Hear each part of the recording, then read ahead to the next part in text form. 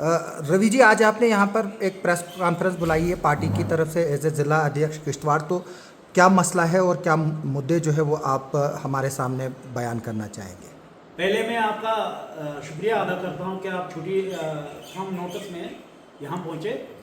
तो मुद्दा बहुत कुछ हैं, लेकिन मुद्दे के लिए मैंने प्रदीप जी को कहा है कि आप ये मुद्दे रखें कि जिसके लिए हमने आज ये प्रेस कॉन्फ्रेंस बुलाई है। सारे प्रेस के साथियों का बहुत बहुत धन्यवाद।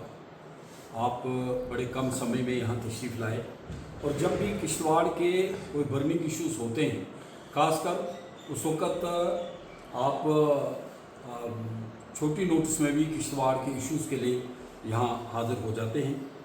सबसे बड़ी बात यह है कि हम बात करें 13 जुलाई 1931 से लेकर, जिन्हें सो कॉल्ड शहीद कहा जाता है, एक 13 जुलाई को ये एक बहुत बड़ी साजिश के तहत कुछ लोगों को श्रीनगर में जब जमा किया गया, जिन्होंने जेल से तोड़कर कुछ कैदियों को निकाला, कश्मीरी पंडितों की बस्तियों में जाकर वहाँ काफ़ी नरसंहार किया, कुछ लोगों को मौत के घाट उतारा, रेप केसेस हुए, और इस किस्म के काफ़ी इस मसले को तूल देने की कोशिश की गई। लेकिन बदकिस्मती से जिनको देशद्रोह का मुकदमा होना चाहिए था, शेख अब्दुल्ला साहब उस वक़्त तो मरहूम, उनकी क़यादत में, उनकी कोशिशों से इन्हें शहीद का दर्जा दिया गया, जो सरासर गलत है। हम इन्हें ट्रेटर्स कहते हैं, क्योंकि मैं ये ज़रूर जानना चाहूँगा कि जो किसी का कत्ल करे, जो लूटपाट करे, जो आगजनी करे, जो रेप केसेस करे और कैदियों को छुड़ाने की कोशिश करे, वो कैसे शहीद हो सकते हैं। इसलिए हमारा आज मेन मुद्दा यही था। मैं ये बात बताऊं, ये नेशनल कॉन्फ्रेंस की वजह से उनकी ही देन है कि जिन्हें देशद्रोह के मुकदमे में अंदर होना चाहिए था, उन्हें शहीद करार देकर ये अपना एक वो वोट बैंक कायम रखने की कोशिश कर रहे हैं। देखो, मैं ये कहूँ कि बुनियाद अगर हम नेशनल कॉन्फ्रेंस की बात करते हैं तो बुनियाद मुस्लिम कॉन्फ्रेंस से पड़ी। मानसिकता क्या है, फिर आहिस्ता आहिस्ता किसी ने राय दी, फिर इन्होंने कहा जी ये अब इसको नेशनल कॉन्फ्रेंस, ताकि इसमें बाकी लोग भी जुड़ जाएं। नेशनल कॉन्फ्रेंस चलती गई और काफ़ी देर शेख मोहम्मद अब्दुल्ला साहब मरहूम, उनका जेल में रहने के बाद फिर जब इंदिरा शेख अकार्ड उनका हुआ, और उस अकार्ड में जब लोग, उस वक़्त के प्रेस नुमाइंदों ने उनसे, शेख साहब से पूछा कि भाई आपने 22 साल 20-22 साल जेल में रहे लोगों के लिए, आज आप किस मुंह से जा रहे हैं जो आपने महज रायशुमारी का नारा लगाया। उन्होंने कहा ये 20-22 साल को समझो, यह हमने सियासी आवारागर्दी की। इतने लोगों का खून बहाने के बाद, इतने लोगों की कत्ल-गारत होने के बाद, इतने लोगों को परेशान, कई लोग जेलों में रहे, उसके बाद शेख साहब को ये बात सियासी आवारागर्दी नजर आई। और आज फिर से जब से नेशनल कॉन्फ्रेंस की सरकार जम्मू कश्मीर में आई है, इस वक्त कोई भी कामकाज, लोग परेशान हैं, लोगों का को अपना कोई पुरसा हाल दिखता नहीं है। चुनाव किस लिए होता है? चुनाव इसलिए होता है कि सरकार बनेगी, चीफ मिनिस्टर बनेगा, कैबिनेट बनेगी और वो लोगों का काम करेंगे। लेकिन ये पहली बार हमने इस देश की आज की तारीख में और खासकर अपनी उम्र में पहली बार देखा कि चीफ मिनिस्टर का होने के बावजूद वो कहते हैं मेरे पास पावर्स नहीं है। कौन सी पावर्स वो ढूंढ रहे हैं? कैबिनेट सारी उनकी, पावर मिनिस्टर उनका, आरडीडी मिनिस्टर उनका, एजुकेशन उनके पास, फाइनेंस उनके पास, आरएनबी उनके पास, अर्बन डेवलपमेंट उनके पास, एजुकेशन उनके पास, पूरा मंत्रालय।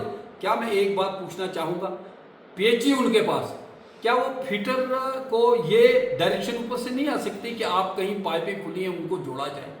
क्या उनको ये पावर्स भी नहीं है कि एक एडब्ल्यू और एक जेई को ये डायरेक्शन मिले कि आज उन लोगों को पानी नहीं है, उनका हाल चाल पूछा जाए? और मैं ये जानना चाहता हूँ किस किस्म की आप 440 वाली पावर, कौन सी पावर चाहिए?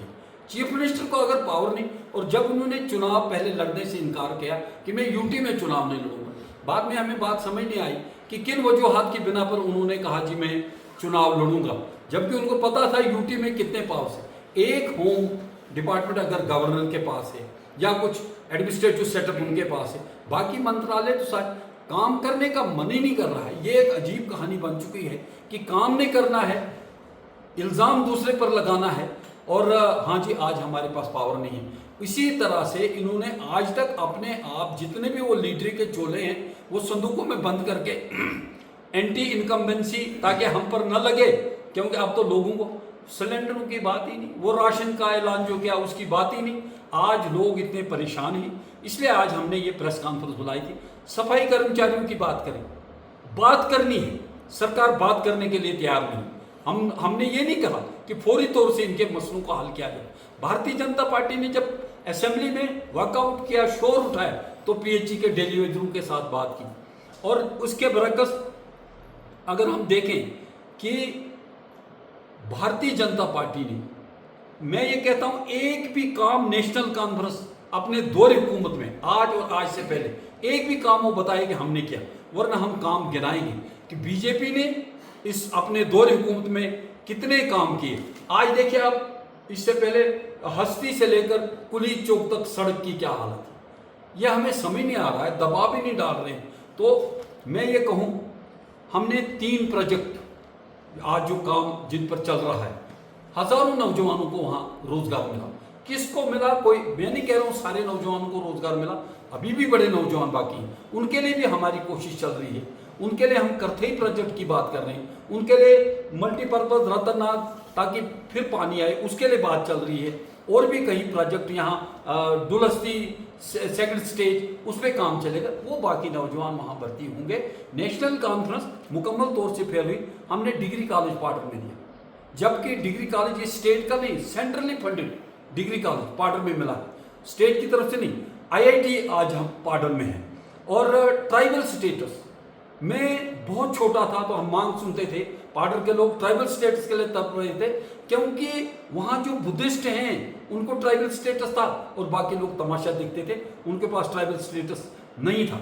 ये हाल ही में हम भी पिछले कई सालों से लगे रहे कि टीआरसी से लेकर सुरकूट तक, वरना हमें पहले डाक बंगले के पास जाना पड़ता, डाक बंगले से 30,000 की पॉपुलेशन जो ये खजल हो रही है वहाँ से वहाँ तक, इसको 24 कनाल 16 मरला जो आर्मी के नाम पर गलत ढंग से हुआ था उसको डिनोटिफाई करके अब बहुत जल्दी यह रास्ता भी टीआरसी से लेकर सुरकूट तक का खुलेगा। दक्षिण रोड फॉरेस्ट क्लियरेंस की वजह से करोड़ों रुपए का नमक डाला गया, वहाँ जानवर ही कहीं नहीं, उनके लिए नमक डालते थे, उनके लिए मांस डालते थे, भाई जानवर कहीं नहीं है, तो उसकी वजह से दक्षिण रोड बना। नेशनल हाईवे खिलेनी से लेकर छात्रों तक जो काम 4 लेन का चला, ये भारतीय जनता पार्टी के दौर। नाइगर वाटर स्कीम, हम मानते हैं कि कुछ लोग एक क्लेम करते थे हमने जाकर 5 या 4 करोड़ों से काम थोड़ी होता है, हम ये नहीं कहते कि वो दिल्ली पहुंचे वहां पहुंचे, लेकिन इसमें जब तक न मरकज ने अच्छी तरह से इसमें फंड्स दिया फिर जाकर ये नाइगर वाटर स्कीम, और इसके साथ साथ जो रतननाग मल्टीपर्पज प्रोजेक्ट है उसके लिए हमारा वफद यहाँ से जम्मू और जम्मू से दिल्ली जाएगा, ताकि वो जब पूरा होगा तो यहाँ मल्टीपर्पज इसलिए नाम पड़ा उसका, खेती के काम भी आएगा, पावर बनाएगा और लोगों को उसके बिजली भी मिलेगी। प्रदीप जी, मैं जरा डेवलपमेंट गिनूं, सिर्फ 1 मिनट। जी जी जी चलिए। जेएनयू पार्डर पलमार में हमने दिया, केंद्रीय विद्यालय नागसिनी में दिया, डटपेट में केंद्रीय विद्यालय शुरू होने जा रहा है, नागसिनी में भी इसकी बिल्डिंग का वो है, वो भी जल्दी होगा। आयुर्वेदिक हॉस्पिटल हमने लाया। आयुष्मान कार्ड आज कौन है, खासकर मैं इस आयुष्मान कार्ड का यहाँ जिक्र करूँ क्योंकि जम्मू कश्मीर में हर घर पूरी फैमिली इसको इस्तेमाल कर सकती है। पीएम आवास योजना पहले कितने मिलते थे, हर पंचायत में 2 मकान, आज 150, 200, 300 मकान मिलते हैं। और 3 टायर सिस्टम, सबसे बड़ी बात, कुछ लोग बड़े बड़े चेयरमैन बनकर बातें करते थे, 3 टायर सिस्टम लागू करने वाले हम लोग हैं। हम लोगों ने यहाँ बीडीसी और डीडीसी बनवाई। पीएमजीएसवाई 500 और 500 तक भी वो हैबिटेशन थी, लेकिन आज हमने इसको 250 किया। हमारी सरकार ने 81,000 लोगों को, 81,000 करोड़ को हमने मुफ्त राशन दिया। और 400 केवी स्टेशन मेलन में जो बन रहा है, जिसमें से 400 इंटू 132 केवी स्टेशन जो किश्तवाड़ के लिए उसकी लाइन जाएगी और दूसरा डोडा के लिए। रामबन खिलेनी किश्तवाड़ लाइन जो है वो आर्बिट्रेशन में थी, झगड़े में थी, ये लोग कोशिश नहीं कर पाए। सिर्फ रामबन से लेकर डोडा तक सिर्फ 6 टावर बनाने थे, जिनकी 6 करोड़ खर्च थी, वो ये टावर नहीं बना पाए। और फिर जब सुनील जी मंत्री बना, उसने आर्बिट्रेशन में इसको, अभी तक हम 24 करोड़ दे चुके हैं, वो उस पर काम चल रहा है और बहुत जल्दी वो किश्तवाड़ के लिए भी ये काम शुरू होगा। और इसके अलावा हमने जो यहाँ रिसीविंग स्टेशन है, पहले 3 रिसीविंग स्टेशन हमारे पास थे किश्तवाड़, मंडल और डटबेट। लेकिन अब हमारे पास 8 रिसीविंग स्टेशन थे, 37 मेगावाट बिजली वहाँ जो इनटेक होती थी। और आज हमारे पास सरथल, हट्टा, पढ़ारना, इखाला और पाडर अब 79 ये बिजली जो है वहाँ इनटेक हो रही है। और अंडर कंस्ट्रक्शन जो रिसीविंग स्टेशन है मालीपट, जिसे मालीपट कतर सामना कहा जाता है, 10 MVA का है, छात्रों में 10 MVA का है, डूल में लैंड एक्वायर हुई है, हस्ती में लैंड अलॉट की गई, काम शुरू होने वाला है, शिवनगर में लैंड अंडर कंस्ट्रक्शन। और इसके अलावा जो नायब तहसीलदार का एक जाती इशू उसको बनाए ताकि किस तरह से एक रीजन में आग लगे, उर्दू कंपलसरी, जबकि पासबुक जो हमारे पास है हिंदी में भी हैं, उर्दू में भी, इंग्लिश में, क्यों कंपलसरी रखना है, जिसका हमारी पार्टी ने धरना दिया और बाकी चीज़ें की। इसलिए हम ये कहते हैं कि ये सरकारी जो है इनको काम करना चाहिए, या तो इनको सरकार छोड़कर बाहर आना चाहिए कि भाई हमारे पास पावर नहीं, ठीक है, वरना लोगों को बेवकूफ़ बनाना या कुर्सी को ऑक्यूपाई करके उन्होंने रखा है। आप कुछ पूछ रहे हैं? जी, मैं ये बता रहा हूँ कि जो 13 जुलाई 1931 का आपने बात की कि वो ट्रेटर थे, जबकि हिस्ट्री ये बताती है कि 22 लोगों को कत्ल किया गया जब वो अजान पढ़ रहे थे। दूसरी बात यह है कि कल जो हमने चीफ मिनिस्टर के सीन्स देखे, अगर आपको लगता है कि चीफ मिनिस्टर जो है वो ट्रेटर्स को सपोर्ट कर रहा है, क्योंकि जो नरेंद्र मोदी जी और अमित शाह जी का जो है वो एक बड़ा स्ट्रांग स्टेटमेंट है इस चीज़ को लेकर, जो आतंकवाद को, ट्रेटर्स को सपोर्ट करेगा, उनके लिए वो सख्ती करेंगे। तो बीजेपी सेंटर में है तो आर्टिकल 356 क्यों नहीं इस्तेमाल हो रहा है उसी तरह से जिस तरह से फारूक अब्दुल्ला की गवर्नमेंट को गिराने के लिए इस्तेमाल हुआ था? जी, इसी में एक और सवाल मैं ऐड करना चाहूँगा। अगर 1931 योम शहूदा को जो है वो ट्रेटर्स डे मनाया जाता है, लेकिन अगर उसी की बात करें तो वहीं से कश्मीरी पंडितों का कहीं ना कहीं पलायन भी शुरू किया गया था। तो खासतौर पर मैं बीजेपी की बात करूँ तो क्या ये कश्मीरी पंडितों के साथ एक तरीके से मतलब गलत व्यवहार करना नहीं हुआ? पहले नायक साहब के सवाल का जवाब दूँ। ये बड़ी अमेंडमेंट्स हुई हैं, बड़े लोगों ने किताबें लिखी हैं और अपनी अपनी कहानियाँ लिखी हैं, लेकिन असल हिस्ट्री ये है कि जो कश्मीर, जो डोगरा रूल के पास जो जम्मू कश्मीर था, उन्होंने इसको अस्करदू, फिर ये जिसको हम आज POK और बलोच तक उन्होंने इसको फतह किया, इधर से लद्दाख तक उन्होंने फतह किया। और जब उसके बाद सरकारें आई, असल में ये कहते हैं कश्मीर उनका किसका है? कश्मीर तो डोगरा रूलर से इतना बड़ा बना है और कश्मीर तो हमारा है। कुछ लोग ये क्लेम करते हैं, लेकिन जिन लोगों ने ये किताबें उस वक़्त ताकत का या एक हड़बोंग खड़ा करके, एक हल्ला मचाकर उन्होंने ये कहा, सही मानों में अगर हमने भी तारीख का मुताला किया, ये ट्रेटर्स थे। अगर आग लगाने वाला, अगर किसी को मारने वाला, अगर कश्मीरी पंडितों को भगाने वाला देशभक्त हो सकता है तो फिर आप ही बताइए। जिन लोगों ने कत्ले आम किया और कश्मीरी पंडितों का आहिस्ता आहिस्ता, ठीक कहा इन्होंने, मैं आपकी बात से सहमत हूँ कि पलायन उसी दौर से शुरू हुआ है। क्योंकि पहले तो मैंने आपको इसलिए ये बात कही कि पहले मुस्लिम कॉन्फ्रेंस, फिर नेशनल कॉन्फ्रेंस, तो आपको लगता है कि जो ये अजान वाला मसला है ये गलत हिस्ट्री में लिखा गया है? बिल्कुल गलत हिस्ट्री में लिखा गया है। ये साजिश के तहत कुछ लोग जमा हुए जिन्होंने सबसे पहले जेल की दीवारें तोड़ी और बाकी कश्मीरी पंडितों के एरियाज जहां वो बसते थे, बस्तियों में उत्पात बताना शुरू कर दिया और बहुत बड़ा हंगामा किया। असल में उनका मेन मुद्दा ये भी था कि ये Dogra ruler means direct Hindu ruler के खिलाफ एक आवाज उठाओ, जिससे महाराजा हरि सिंह को तो क्या बीजेपी 356 आर्टिकल इस्तेमाल कर सकती है? तो आप क्यों नहीं बोलते हैं कि यहाँ उमर अब्दुल्ला की गवर्नमेंट को जो है वो आउट किया जाए? अभी ये सरकार बनी है, इन्हें मौका मिलेगा। देखो मैं एक बात बताऊं, आज अगर स्टेटहुड से हम दूर हो रहे हैं, इसके लिए नेशनल कॉन्फ्रेंस जिम्मेदार है। पहले भी उन्होंने जब अटानमी की बात की तो असेंबली में जो ही उनको पावर आई तो बिल पास किया, क्या उस वक्त अटानमी दी गई? नहीं मिली। अब भी उन्होंने 370 के लिए असेंबली में बिल पास किया।